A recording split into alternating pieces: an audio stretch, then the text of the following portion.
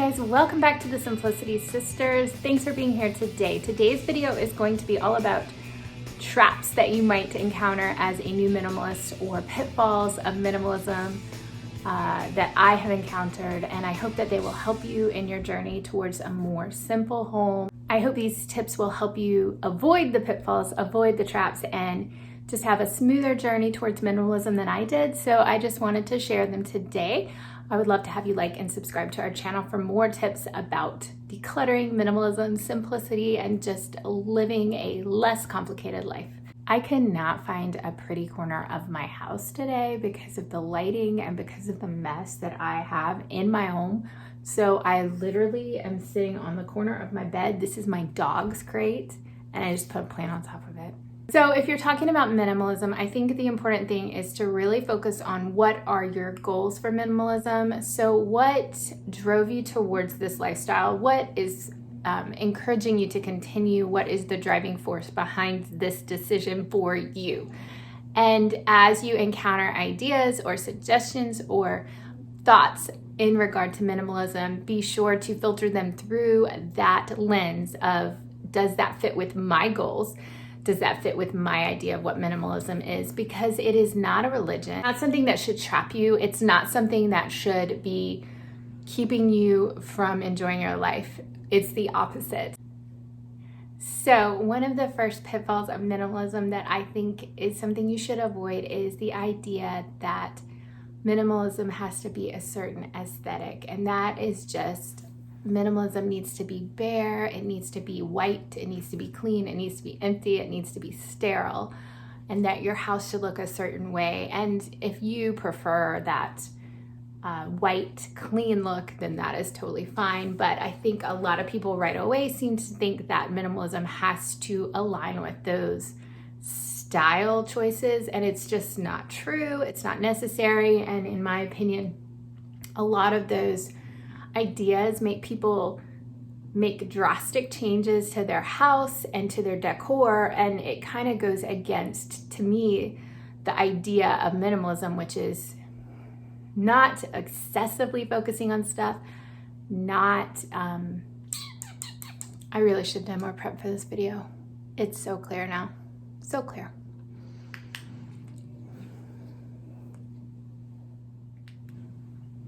I minimalized my hair today.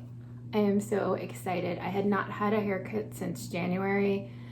Such a relief. So I'm gonna just talk about some of the things that I encountered at the beginning of my minimalism journey. And even to this day, I would still say that some of these things sometimes throw me off a little. So I think even if you're not a new minimalist, this is something that may come up. I think just comparing your situation, your progress to other people can be like a big trap for minimalists, because we are all striving for the same ideal, and yet our definitions of minimalism can differ vastly, and that is okay. Minimalism is a mindset, but it is not a set of rules. And please, please remember that minimalism is not a religion. There are people online who really do treat minimalism like a religion, and that causes them to be judgmental. That causes them to be judgmental towards themselves.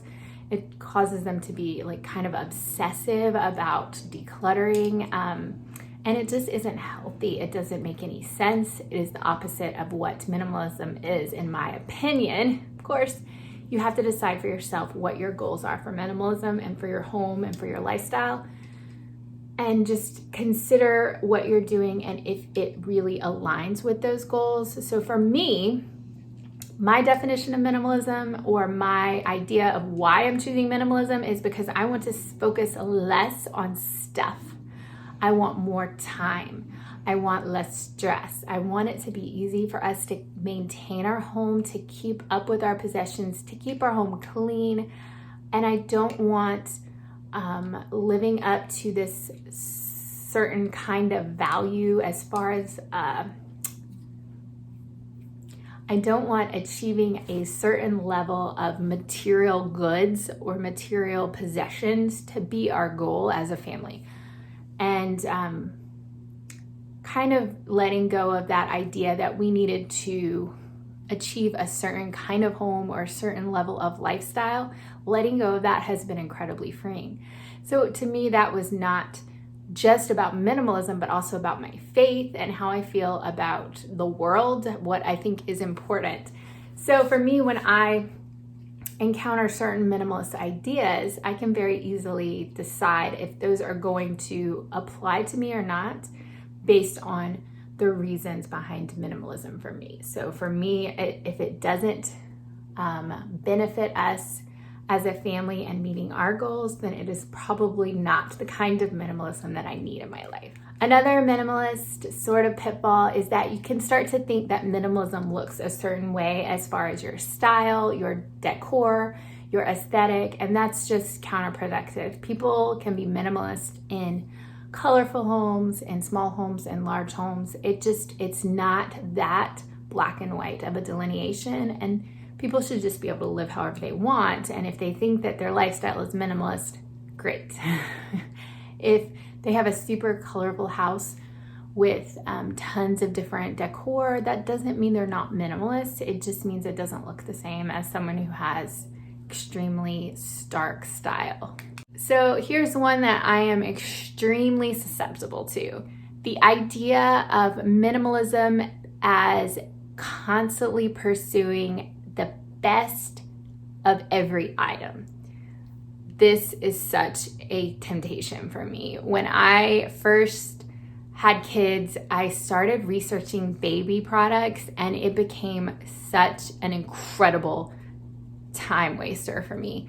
I discovered this message board online where people reviewed baby products and shared deals on baby products, and I to this day have like over 20,000 messages on that message board. Please be aware that they are not all about stuff or about possessions or about products at all. It became like a really great online community, in fact. But at that point in my life, I was really over researching stuff and trying to find the best of everything. And in some ways, that was a productive time in my life. I think I learned a lot of things that became helpful as I started writing later.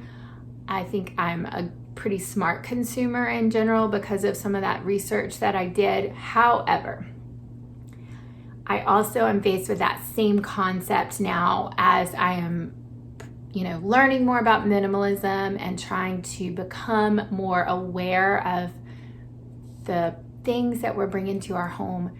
It is very tempting to say, okay, I am buying a vacuum and I am going to get the ultimate vacuum that is going to be the best one in the world. It is going to be high end. It is going to need less maintenance. It's going to be aesthetically pleasing. It's going to just check all my boxes. And if I treat every item that I bring into my home with that kind of intensity, it just becomes very draining. So I think a lot of minimalists become this kind of race to attain perfection in products and in things that you buy.